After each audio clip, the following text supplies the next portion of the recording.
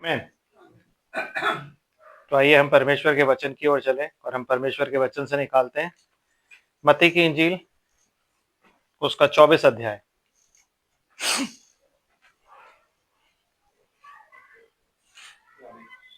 आमीन। मत्ती की इंजील, उसका 24 अध्याय, और मैं आपके सामने 37 आयत से पढ़ता हूँ। यहाँ यूं लिखा है, जैसे नूह के दिन थे वैसे ही मनुष्य के पुत्र का आना भी होगा। क्योंकि जैसे जल प्रलय से पहले के दिनों में जिस दिन तक नूह जहाज में न चढ़ा था, उस दिन तक लोग खाते पीते थे, उनमें ब्याह शादी होती थी, और जब तक जल प्रलय आकर उन सबको बहा न ले गया, तब तक उनको कुछ भी मालूम ना पड़ा। वैसे ही मनुष्य के पुत्र का आना भी होगा। आमीन। परमेश्वर की आशीष उसके पवित्र वचन के पढ़े और सुने जाने पर खुदा प्रभु यीशु मसीह के नाम में हमेशा होती रहे। आमीन। Praise the Lord. आप लोग बैठ जाइए प्लीज। सो बाइबल क्या कह रही है? बाइबल कह रही है कि जैसे नूह के दिन थे वैसे ही मनुष्य के पुत्र के भी दिन होंगे। आमीन। ठीक है जी। मनुष्य के पुत्र के दिन भी वैसे ही हैं जैसे नूह के दिन थे आने के। आमीन। तो मनुष्य का, ये तो हम पहले डिस्कस कर चुके हैं, मनुष्य का पुत्र मतलब सन ऑफ मैन की मिनिस्ट्री के बारे में लिखा हुआ है इन द वर्ड फॉर्म, जो कि आ चुका है। आमीन। और नूह के दिन का मतलब क्या है? उस वक्त में लोग खाते पीते थे, परमेश्वर के पुत्र नहीं। क्या कह रहा है? लोग। जब परमेश्वर लोगों की बात करता है तो लोग कौन होते हैं? उन्हें जिन्हें खुदा नहीं जानता। जैसे आपको मालूम होना चाहिए कि बलाम जब खुदा से दुआ करने के लिए जाता है और कहता है मैं खुदा से दुआ करूंगा, तो खुदा उसके पास आके पूछता है ये लोग कौन हैं जो तेरे पास आए हैं? क्या मैं तो खुदा किन्हें जानता है? खुदा उन्हें जानता है जो लोग उसके अपने होते हैं। नहीं, आप इसको एक डॉक्ट्रिन बना के ये ना सोचे कि बाकी दुनिया जो उनको खुदा नहीं जानता, सबको है। बट रिकग्नाइज करने की जब बात होती है ना, रिकग्निशन जो होता है वो उसका होता है जो खुदा में पाया जाता है कि नहीं? जैसे मैं और आप, हम अपने रिश्तेदारों को जानेंगे, अपने खून को जानेंगे, हम बाकियों को नहीं जानेंगे। बाकियों के लिए पूछेंगे पता नहीं कौन लोग हैं, हम कहते हैं ना पता नहीं कौन लोग हैं। तो वैसे ही हम जिन्हें नहीं जानते उन्हें क्या बोलते हैं? लोग। तो बाइबल इसीलिए बड़ी स्पेसिफिकली बताती है कि लोग उस टाइम में खाते पीते थे, लोग जो खुदा के नहीं थे, लोग वो लोग जो परमेश्वर की योजना से बाहर चले गए थे, वो लोग जो परमेश्वर के वचन से बाहर चले गए थे। कैसे? अभी देखते हैं सिस्टर जी। जेनेसिस चैप्टर 6 हमने कहा छोड़ा था? वर्ष है हमारी, ये लोगों को आप ध्यान में रखिएगा प्लीज, क्योंकि ये लोग वही लोग हैं जिन लोगों ने पिंतेकुस्त के दिन चेलों का मजाक उड़ाया था और उन्हें ये बोला था क्या रहे इन्होंने तो शराब पी रखी है। ये वही लोग हैं जो नूह का मजाक उड़ाते हैं और कहते हैं कि अरे भैया ये तो पागल हो गया अकेला आदमी, और यूं कह रहा है कि जल प्रलय होगा, और यूं कह रहा है कि आसमान के झरोखे खोले जाएंगे, यूं कह रहा है कि जमीन की जो जितनी भी दरारें वो सारी फूट निकलेंगी और वहां से पानी आएगा। तो ये वो लोग हैं। और जब कोई भी इंसान ऐसा होता है तो परमेश्वर उसको रिकग्नाइज ना करके उसको क्या बोलता है? लोग। आमीन। जी सिस्टर जी, कहां पे हैं हम? हैं 9 आयत पे, राइट जी। उत्पत्ति 6 अध्याय उसकी 9 आयत। नूह की वंशावली ये है, नूह धर्मी पुरुष और अपने समय के लोगों में खरा था। ओके, अब जो बात हम कर रहे थे अभी तक, जिस पे हम, हमारा विषय अभी भी वही है। हमारा विषय है मार्क ऑफ द बीस्ट। आमीन। हम देखना ये चाहते हैं कि मार्क ऑफ द बीस्ट शुरू कहां से हुआ, कहां तक आया, क्यों प्रकाशित वाक्य में मार्क ऑफ द बीस्ट के बारे में लिखा हुआ है। आमीन। तो अभी हम किसकी बात कर रहे हैं? अभी हम बात कर रहे हैं गॉड सीड की। आखिरी गॉड सीड वो कौन था? नोआ है जी। Last God seed, last physical कह लो इसको आप, फिजिकल। आमीन। गॉड सीड कौन था? नोआ। अब नोआ की ना कुछ ऐसी नोआ में बातें पाई जाती थी जिसकी वजह से खुदा ने उसको बचाया। ये आखिरी इंसान बचा था जिसने शादी नहीं करी, जिसने कुछ नहीं किया, और ये कह रहा था भाई मैं ऐसे ही रहूंगा क्योंकि ये प्योर था। He was pure. आमीन। प्योर गॉड सीड, कोई मिश्रण नहीं, कोई कुछ नहीं, प्योर आखिरी बचा है। आमीन। और खुदा इसके बारे में जब लिखवाता है मूसा को तो क्या बताता है सिस्टर? पहली आयत से एक एक करके और नूह धर्मी पुरुष, और नूह सबसे पहले क्या था? धर्मी पुरुष था। He was just. मैंने आपको इसलिए पढ़वाया, जैसे नूह के दिन थे वैसे ही मनुष्य के पुत्र के भी दिन होंगे। लोग तो कर रहे हैं जो कर रहे हैं, हम क्या कर रहे हैं ये पता होना चाहिए। हम में और लोगों में डिफरेंस क्या है? आमेन। तो नूह पहली चीज जो था वो क्या था? जस्ट था। दूसरी चीज क्या था जी? और अपने समय के लोगों में खरा था। अपने समय के लोगों में ही वॉज, क्या बोलेंगे? ही वॉज परफेक्ट। अब आप कहोगे कि यार परफेक्ट का मतलब है कि वो तो रैप्चर में जाने वाला परफेक्ट हो गया। नो।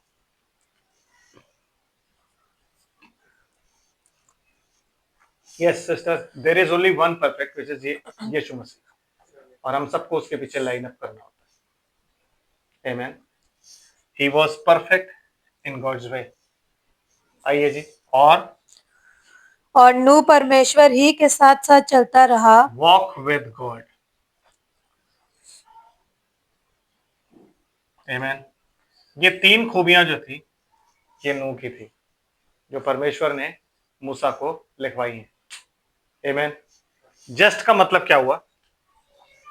नूह धर्मी पुरुष था, है ना?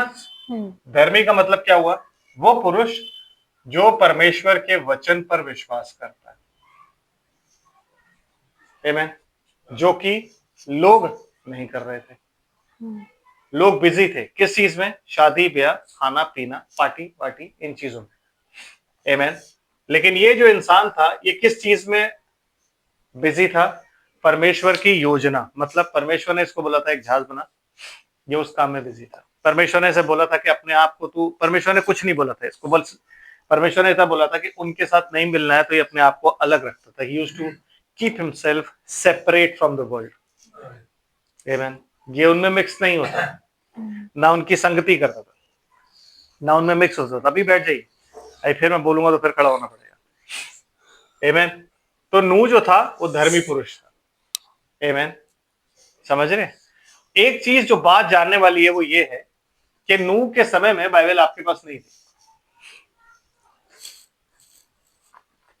नूह के टाइम में बाइबल नहीं होती थी?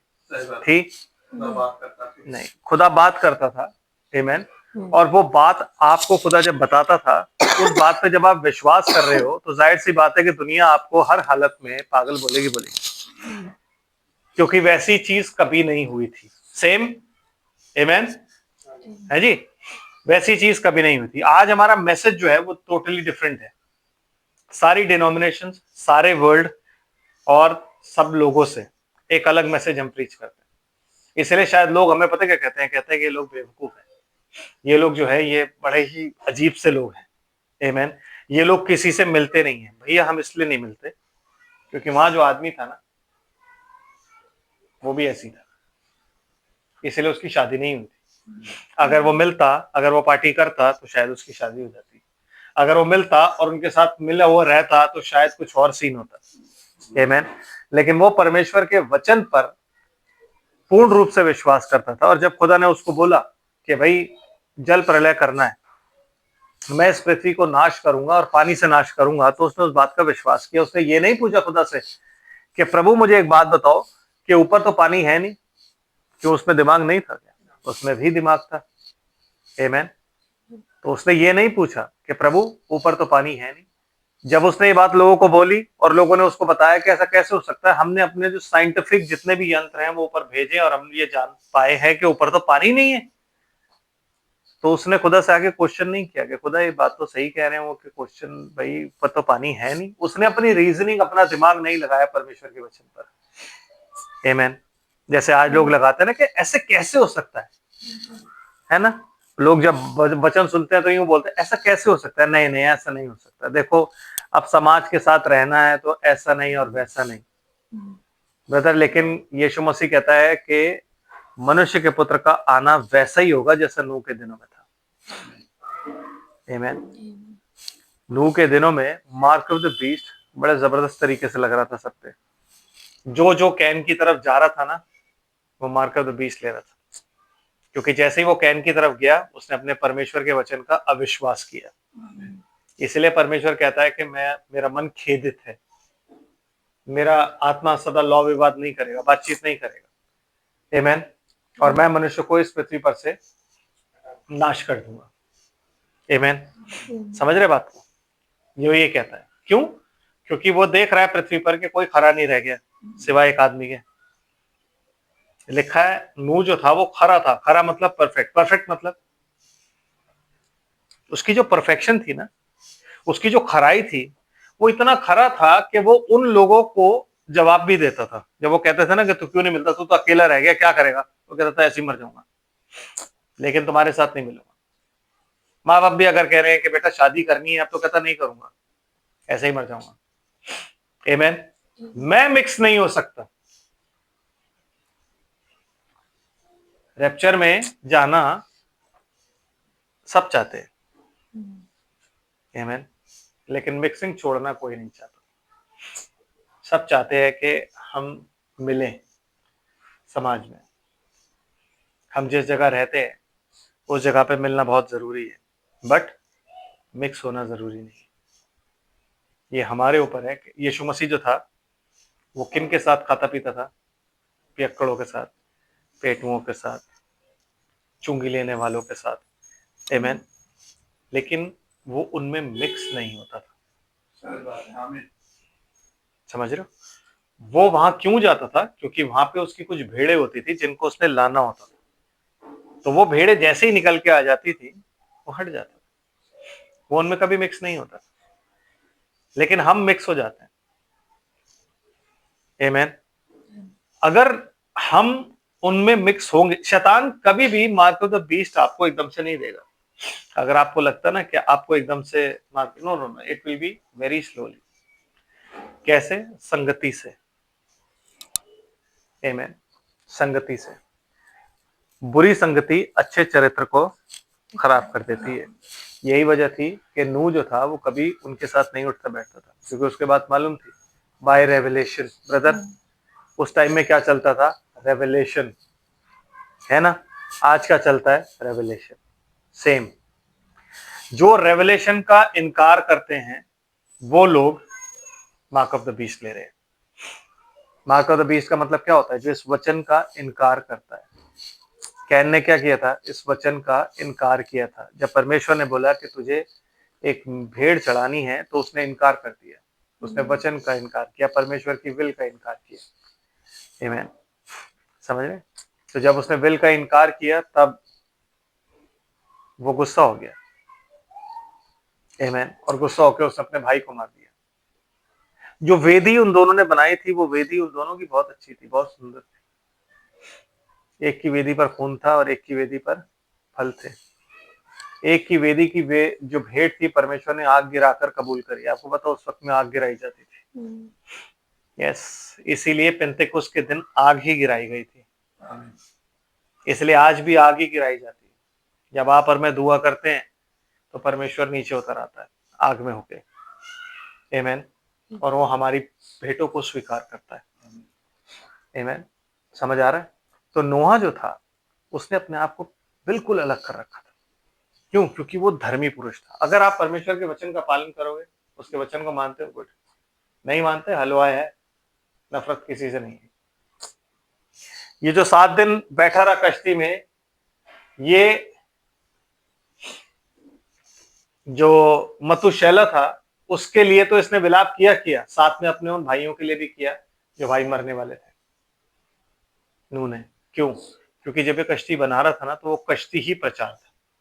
ब्रदर, आज की डेट में अगर आप के पास एक कश्ती है, एक आर्क है, और उस आर्क का नाम यीशु मसीह है, और अगर आप उसको बनाने में समय नहीं व्यतीत कर रहे हो, अगर आप किसी और चीज में समय व्यतीत कर रहे हो ना, तो आप खरे नहीं हो। आप रैप्चर में नहीं जा सकते।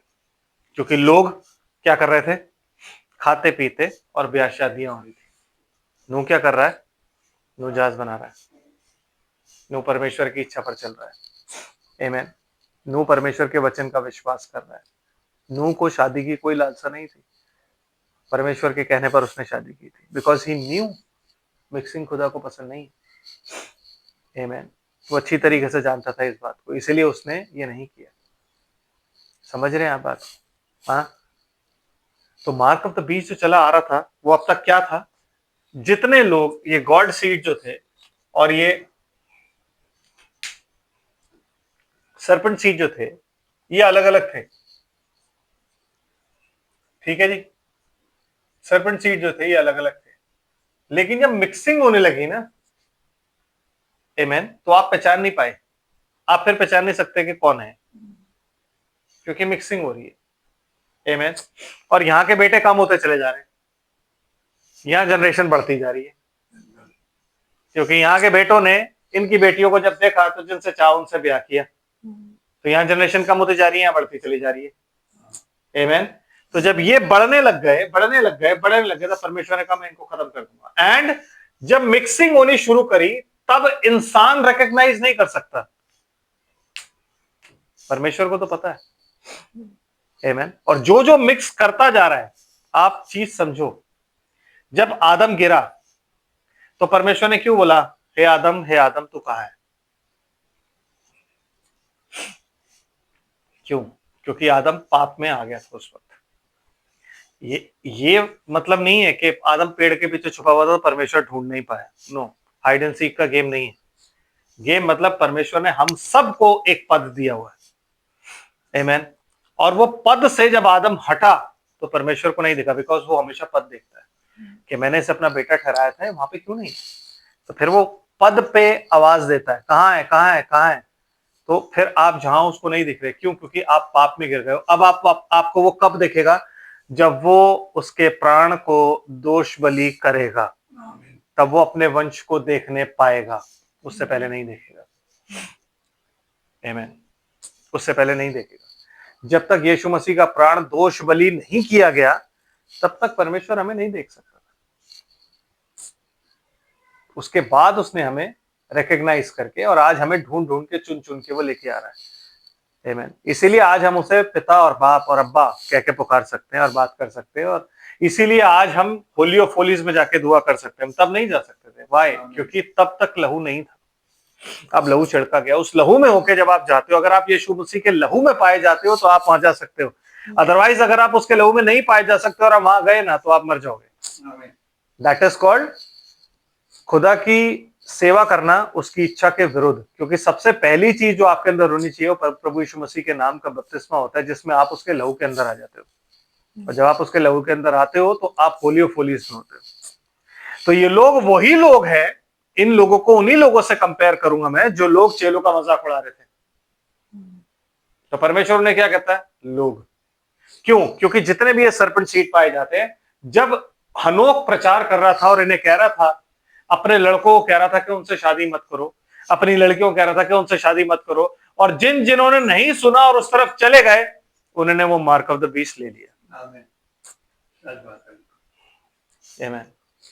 उन्होंने क्या किया? मार्क ऑफ द बीस्ट ले लिया। तो जब परमेश्वर ने देखा कि मेरे पुत्र यहाँ पे कम होते जा रहे हैं और मेरे पुत्र मुझसे बात नहीं कर रहे हैं, मेरे पुत्र मेरी सुन नहीं रहे हैं, क्योंकि वो हनोक के द्वारा बोल रहा है, वो मतुशेला के द्वारा बोल रहा है। जब वो कह रहा है कि नहीं सुन रहे और सारे के सारे उधर चले गए, कहता अब मैं इस पृथ्वी को खत्म कर दूंगा, आमीन, और सबको मैं मार दूंगा। सिर्फ एक बचेगा, कौन? नोआ। क्यों? क्योंकि वो धर्मी है, वो परफेक्ट है, आमीन, वो परफेक्ट है। और वो क्या है? He is walking with God daily. कहता है परमेश्वर अब्राहम को कि मेरी उपस्थिति में चल और सिद्ध होता जा। तो ये क्या कर रहा है? He is walking with God. वो परमेश्वर के साथ ही चल रहा है, दुनिया के साथ नहीं चल रहा, आमीन। मतलब वो परमेश्वर के मार्ग पर चल रहा है ना? द वे, जो खुदा का रास्ता है, जो खुदा का मार्ग है, वो उस पर चल रहा है, और खुदा का मार्ग उसका वचन है। ना वो वचन से इधर हो रहा है, ना वो वचन से उधर हो रहा है। जब आप इस कंडीशन में होगे कि आप ना वचन से इधर हो रहे हो, चाहे आप अकेले क्यों ना रहे, मैं यही तो कह रहा हूं, हम तो बहुत हैं, वो बेचारा अकेला था। कंडीशन यही थी। बेशक लोग इतने नहीं होंगे, जितने भी लोग रहे होंगे, लेकिन कंडीशन यही थी। यीशु मसीह जिस चीज की बात कर रहा है वो कंडीशन की बात कर रहा है, कि कंडीशन ऐसी थी उनकी कि वहां पे लोग जो थे वो नोआ को पागल कहते थे, क्योंकि वो एक अजीब काम कर रहा था। वो एक ऐसी जगह कश्ती बना रहा था जहां पानी था ही नहीं, वो जो जहाज बना रहा था वो एक ऐसी जगह जहाज बना रहा था जहां पानी था ही नहीं। वो एक ऐसा जहाज बना रहा था जो जहाज जैसा नहीं था, है बादशाह के संदूक जैसा था, वो ऐसा जहाज बना रहा था। तो लोग उसे क्या समझते थे? पागल है। एक ऐसी लकड़ी से बना रहा था जिसको साइंटिफिकली आप पानी में रखोगे तो डूब जाएगी। आमीन। समझ, उसने हर चीज इस साइंस और इस कॉस्मोस के विरुद्ध करी, जो वर्ल्ड की जो शिक्षा होती है, जो दुनियावी शिक्षा होती है, उसके विरुद्ध करी हर चीज। जो परमेश्वर जब भी काम करेगा हमेशा ऐसी काम करता है। और ये बात उस टाइम के लोग जानते थे कि नोआ जो है वो साइंटिस्ट नहीं है, जैसे आज तो है ना, हमारे जितने भी बिशप और जितने भी बड़े बड़े लोग हैं सब पढ़े लिखे हैं। वो लोग वो थे जिनसे खुदा डायरेक्ट बात करता था, और पूरी जिंदगी नहीं बात करता था, कभी कभी बात करता था। अब्राहम से खुदा ने कितनी बार बात करी? मुश्किल से 5 या 7 बार 25 सालों में। आपसे तो रोज बात कर रहा है, मुझसे तो रोज बात कर रहा है। तो हमारा हिसाब जो है वो बड़ा लंबा होने वाला है, जिसमें खुदा हमसे पूछेगा, भाई तुम्हारे पास बाइबल थी, तुम्हारे पास वो गवाह थे, इसलिए वो कहता है कि जब गवाहों का बादल तुम्हें घेरे हुए है, तो हमसे ये सब पूछा जाएगा कि गवाहों का बादल जो था तुम्हारे पास, तुमने फिर क्यों नहीं किया ये सब? आमीन। तो जब नूह के टाइम तक वो पहुंचे तब माँ को तो बीच समझ नहीं आ रहा था, मतलब सारे उधर चले गए थे, तो जितने उधर चले गए उनके उनके ऊपर छाप लगती गई। जब आप पवित्र आत्मा को रिजेक्ट करते हो, जब आप परमेश्वर के वचन को रिजेक्ट करते हो, वो होता है मार्क ऑफ द बीस्ट। आमीन। तो जितने वचन को रिजेक्ट करके इधर की साइड आते चले गए, उन्होंने मार्क ऑफ द बीस्ट लिया, क्योंकि इधर की साइड क्या थी? इधर की साइड था सुख चैन आराम, खाना पीना। वहां की साइड बोरिंग थी। क्या है यार, दिन भर वही बातें, दिन भर वही बाइबल की बातें, दिन भर वही भेड़ बकरियां चराना, बैठ के जंगल में चलो बात कर ली, चलो थोड़ा इधर, लेकिन कोई पार्टी नहीं, कोई कुछ नहीं, धुमचिक धुमचिक होती थी वहां पे उस साइड। थोड़ा लगता था कि यार ये लोग इतना एंजॉय कैसे कर लेते, समझ रहे हो? तो एक दिन किसी लड़की ने बोला कि आओ, इनवाइट किया किसी को, तो उसने बोला दोस्त को कि चल भाई वो क्या है, एक बार देख के तो आए वहां क्या होता है। जब वो गए, उन्होंने देखा तो 4 और ले गए, जैसे बालाम ने किया था, बिलाम ने पार्टी ही तो करी थी। यही तो बोला था कि हम एक ही परमेश्वर के मानने वाले हैं, यहोवा के नाम की ही तो पार्टी थी। तो वो यज्ञ में ले गए। आमीन। और जब वहां पे चीजें शुरू हुई तो चीजें डिफरेंट थी। नाम से वो लोग एक ही खुदा की इबादत कर रहे थे, नाम से। आमीन। इधर भी यहोवा, उधर भी यहोवा, लेकिन आत्मा और सच्चाई से सिर्फ परमेश्वर के पुत्र प्रार्थना कर रहे थे, रेवलेशन के साथ। और वो जो सरपंच सीट थे वो किसकी प्रार्थना कर रहे थे? सृष्टि की, उस सृष्टि की। इसलिए तो वो पेड़ पौधे लेके आया था, क्योंकि वो सृष्टि की प्रार्थना करता था, सृष्टि का उपासक था, इसलिए वो क्या लेके आया था? पेड़ पौधे। मेमना हम क्यों हाबिल जो था वो मेमना लेके गया? क्योंकि उसे पता था मेमना ही है। इसलिए आज आप उस मेमने को ही कहते हो, सारे आदर और सारी महिमा के योग्य बद्ध किया हुआ मेमना है। आप इबादत उस मेमने में ही करते हो। इसलिए कैन जो था वो इबादत किसकी कर रहा है? वो इबादत कर रहा है सृष्टि की। तो वो सृष्टि ही लेके जा रहा है कि जी मेरे पास तो यही है, इसकी मैं इबादत करता हूँ, यही मुझे सब कुछ देती है। समझ आ रहा है? पेड़ पौधे अन्न जो कुछ भी था उसके पास, वो सारी चीजें लेकर के गया था, लेकिन परमेश्वर को क्या चाहिए था? इसीलिए आज भी लोग जो हैं वो अपने तरीके से इबादत करते हैं। डिनोमिनेशनल लोग, उनका तरीका डिफरेंट है। आमीन। और जो परमेश्वर के चुने हुए हैं, जिन्हें वो कहता है ये मेरे इलेक्टेड हैं, ये मेरे बुलाए हुए हैं, ये मेरे जो यीशु मसीह है उसकी शादी में, मेमने के ब्याह में जो बुलाए गए हैं, वो लोग जो हैं उनके इबादत करने का तरीका बिल्कुल ही डिफरेंट है। और जब वो इबादत करते हैं तो बाकी के लोग उनको पागल बोलते हैं, है ना? कि यार ये लोग कपड़े अजीब पहनते हैं, ये लोग स्टाइलिश नहीं है, ये लोग सिंपल लोग हैं, ये लोग ऐसे लोग हैं, ये लोग। क्योंकि नूह के टाइम में सिंपल ही लोग जो थे, नूह बहुत सिंपल था। नोआ कोई बहुत फैशनेबल या कोई हैंडसम लड़का नहीं था, वो सो सिंपल, सिंपलिसिटी जैसे कि गांव देहात की होती है। आमीन। नोआ के ऊपर से बदबू भी आती थी ब्रदर, क्योंकि भेड़ बकरियों को जब इंसान चराएगा और पूरे दिन उनके साथ रहेगा तो भेड़ों की खुशबू चरवाहे में से आती है ब्रदर। यस, यीशु मसीह जब आपके साथ पूरे दिन रहता, भेड़ों के साथ पूरे दिन रहेगा, तो भेड़ों की खुशबू यीशु मसीह में। दाऊद जो भेड़ों के साथ पूरे दिन रहता था, तो दाऊद के अंदर से भेड़ों की ही खुशबू आती थी, जिन्हें हम क्या बोलते हैं, बदबू। ये आ रही है इसके अंदर से, है कि नहीं? यस, समझ रहे हो? उसे खुदा ने चुना। इसलिए बाइबल कहती है कि जब यूहन्ना बपतिस्मा देने वाला आया, तब कितने बड़े बड़े लोग थे, हन्ना, कैफा, आमीन, महायाजक थे, और ये राजा और वो राजा, सब कोई थे। लेकिन तब परमेश्वर का वचन यूहन्ना के पास जंगल में पहुंचा। आमीन। क्यों? क्योंकि परमेश्वर ऐसे ही लोगों को चुनता है। किन्हें? जो परमेश्वर की आत्मा के चलाए चलते। ये इंसान आत्मा के चलाए चलते, इसीलिए ये सन ऑफ गॉड कहलाया, last son of God, last physical son of God. आमीन। जब इसकी शादी नामा के साथ हुई, pure God seed, pure serpent seed जब मिक्स हुआ, मिक्स होने के बाद जो बच्चे पैदा हुए ना, वहां से सारा कुछ क्या हो गया? स्पिरिचुअल, फिजिकल नहीं था। आमीन। फिर क्या हो गया? स्पिरिचुअल। दैट इज व्हाई हमें यीशु मसीह की जरूरत पड़ी, ताकि खुदा अपने वंश को देख सके। इसीलिए यीशु मसीह के लहू की जरूरत पड़ी, इसीलिए बॉर्न अगेन होने की जरूरत पड़ी।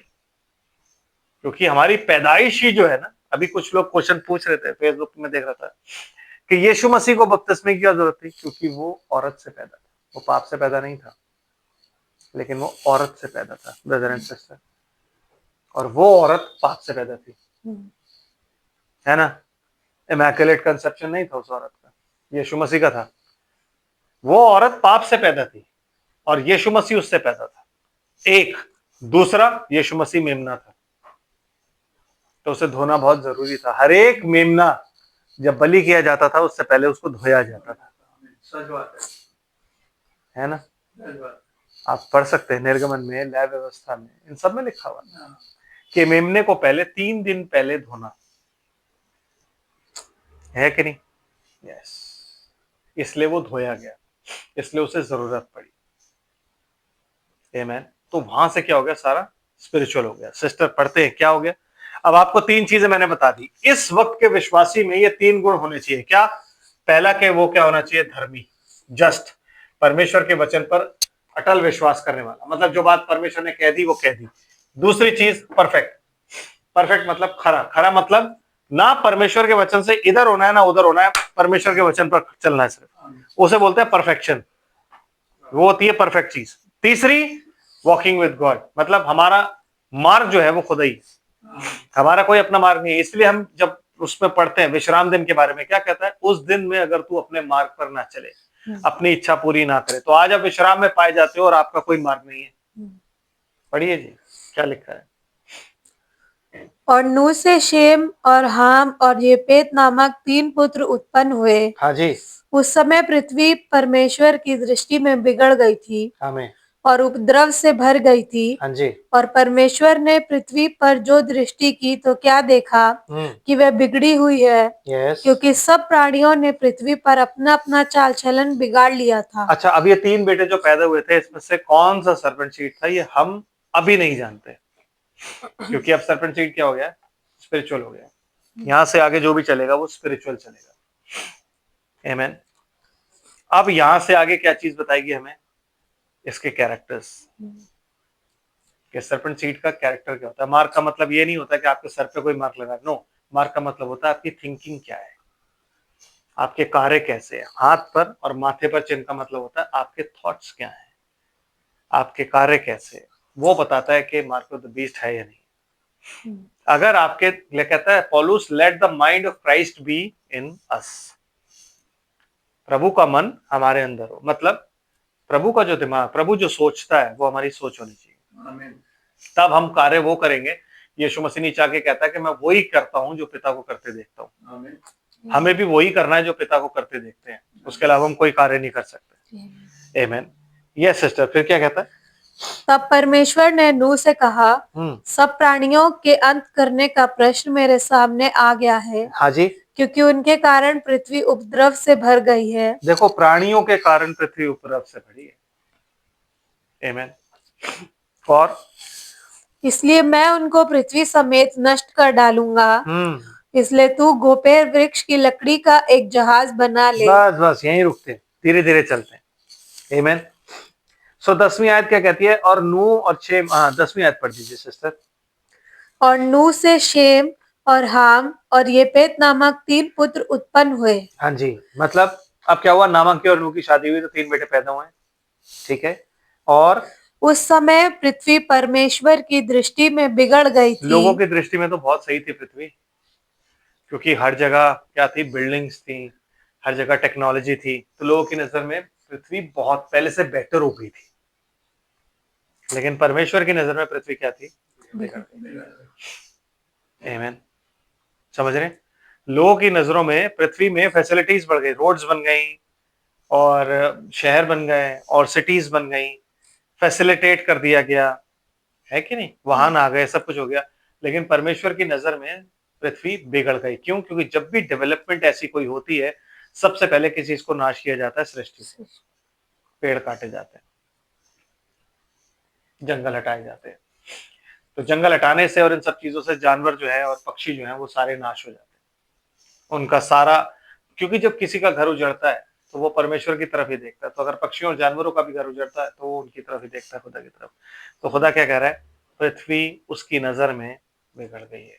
किसके कारण? मनुष्य के कारण। क्यों? क्योंकि ये डेवलपमेंट जो चल रहा है। आमीन। आप परमेश्वर जब पृथ्वी को देख रहा है तो उसको वो और क्राउडेड लग रही है, क्योंकि फालतू लोग बहुत है पृथ्वी पर। उसने तो अपने ही बेटे बनाए थे। ये पृथ्वी किसके लिए थी? उसके अपने बेटों के लिए। लेकिन अब कौन इस पे रहते हैं? लोग, जिन्हों नहीं जानता, और वो नहीं चाहता कि लोग इसका कब्जा करें या फायदा उठाएं। आमीन। Yes sister. 11वीं आयत। और उपद्रव से भर गई थी। मतलब 2 चीजें लिखा हुआ है इसमें, उपद्रव से भर गई थी पृथ्वी। 2 चीजें, वन इज करप्शन, इंग्लिश की Bible. Second thing is violence. आमीन। तो उन्होंने क्या किया था? करप्शन क्या थी? करप्शन का मतलब जानते हो आप क्या होता है? करप्ट करना किसी चीज को। कोई सही चीज होती है ना, उसको जब आप खराब कर देते हो तो वो करप्ट हो जाती है। मीन्स जैसे कोई कानून है, आपने बनाया है कानून, लेकिन जब आप उसका लूप होल ढूंढ लेते हो ना, तो आपने उसे करप्ट कर दिया। आमीन। कोई भी इंसान अगर सच्चाई पे ना चल के उस सच्चाई को घुमा के, ट्विस्ट करके, उसमें कुछ मिक्स करके उस सच्चाई को अपने लिए इस्तेमाल करता है, अपने फायदे के लिए, आमीन, उसमें थोड़ा सा झूठ मिक्स करके, तो उसने क्या किया? उसे करप्ट कर दिया।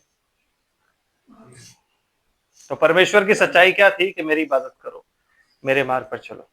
और उन्होंने उस सच्चाई को बिगाड़ के नाशमान मनुष्य, आमीन, और पक्षियों, पशुओं, सृष्टि और जीव जंतुओं की इबादत करनी शुरू कर दी, मूर्तें बना के उसकी इबादत करी। तो उन्होंने क्या किया? सत्य को अधार्मिकता से दबा दिया। That is called corruption. जब आप सत्य को बिगाड़ देते हो, जब आप किसी भी चीज को बिगाड़ दोगे जो परमेश्वर ने परफेक्ट बना के बोला कि अच्छा है, तो आपने उसको बिगाड़ दिया और आपने क्या करा? उसको करप्ट। आप कहते हो ये गवर्नमेंट जो है करप्ट है, वो गवर्नमेंट जो थी करप्ट थी। करप्ट कब हुई वो गवर्नमेंट? जब वो गवर्नमेंट सच्चाई से काम नहीं कर रही।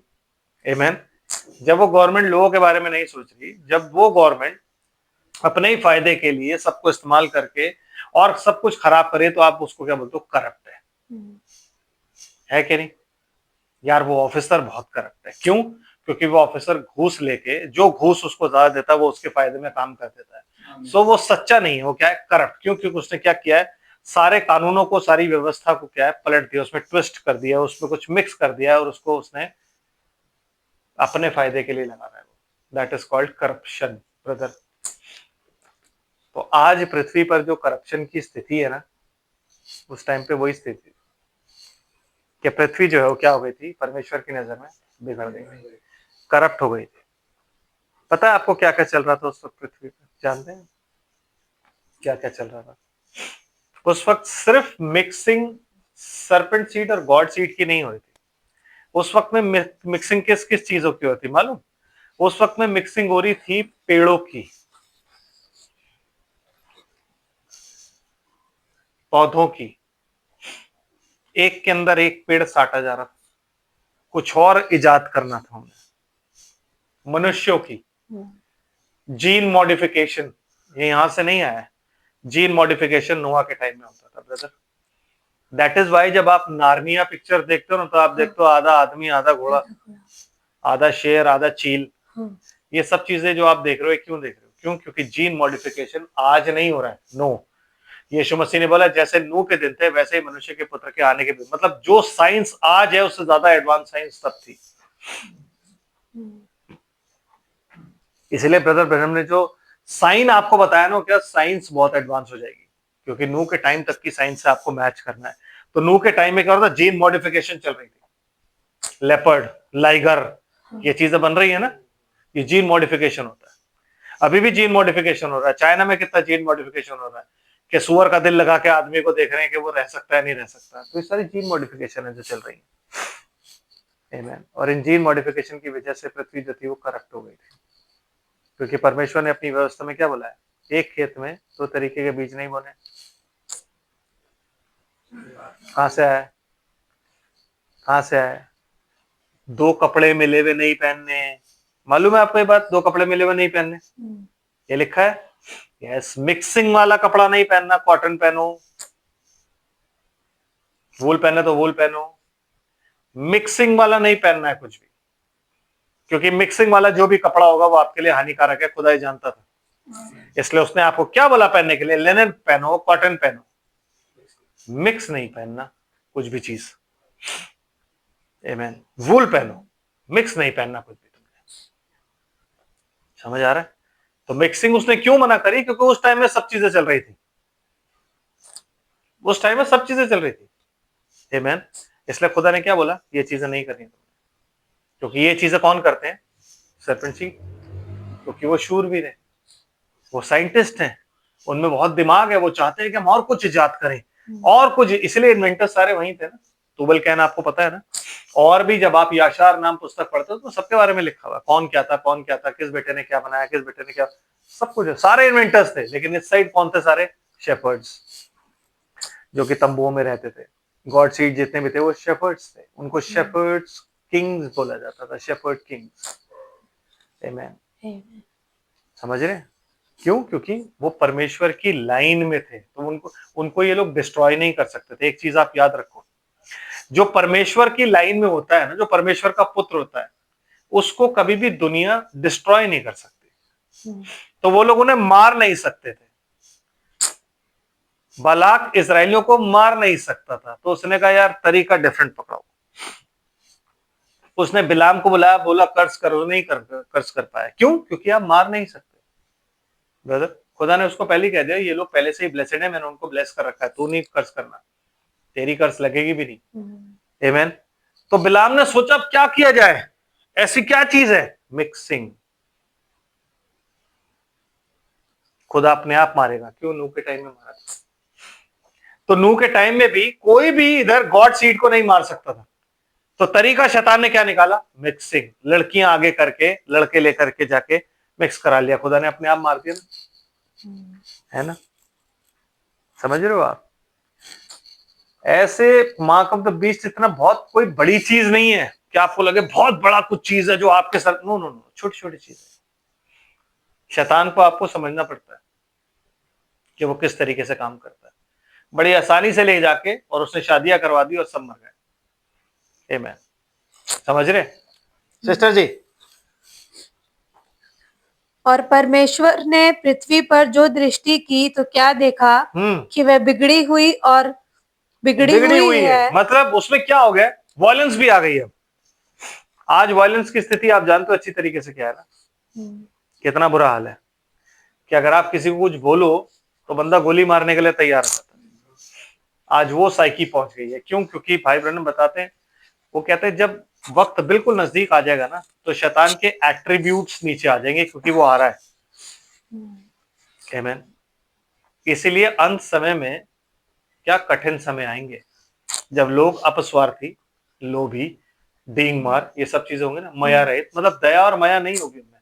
आज नहीं है, क्योंकि उस टाइम में भी यही था। वायलेंस इतनी जबरदस्त तरीके से थी कि उस वायलेंस में लोग जो थे वो एक दूसरे को मारने पर आमादा थे, इसलिए तलवारें बनाई गई। तुबलकन ने क्यों बनाई तलवारें? बिकॉज वॉयलेंस पीक पे थी ब्रदर, आज ही वाली स्थिति थी। और वॉयलेंस किसके पास थी?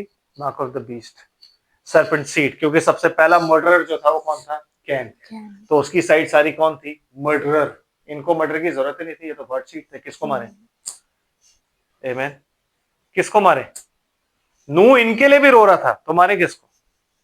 आमेन जी सिस्टर जी। फिर क्या हुआ? और परमेश्वर ने देखा कि पृथ्वी क्या बिगड़ गई है, बिगड़ गई है, मतलब परमेश्वर की नजर में पृथ्वी बिगड़ गई। और क्योंकि सब प्राणियों ने पृथ्वी पर अपना अपना चाल चलन बिगाड़ लिया था। यस, इसको इंग्लिश में पढ़ दूं मैं? क्या लिखा हुआ? लिखा है, and God looked upon the earth and behold it was corrupt, for all flesh had corrupted his way upon the earth. मतलब all flesh has corrupted his way. His way मतलब the way of the Lord. Hindi का translation थोड़ा सा अजीब है। His way का मतलब क्या हुआ? परमेश्वर का वे, उसका मार्ग। उसके मार्ग को लोगों ने क्या किया? करप्ट कर दिया। His way corrupted. Amen. और किसने किया ये? All flesh, not his sons. सब लोगों ने, पुत्रों ने नहीं, सब लोगों ने क्या किया? जो परमेश्वर का मार्ग था उस मार्ग को उन्होंने करप्ट कर दिया। मतलब उसका मार्ग, जो परमेश्वर का मार्ग था, उन्होंने बिगाड़ दिया। यही वजह थी कि यूहन्ना बपतिस्मा देने वाला वही मार्ग को सुधारने आया था, क्योंकि यही मार्ग बिगड़ गया था। आमेन। परमेश्वर के मार्ग को बिगाड़ा किसने था? नूह के टाइम में था जी।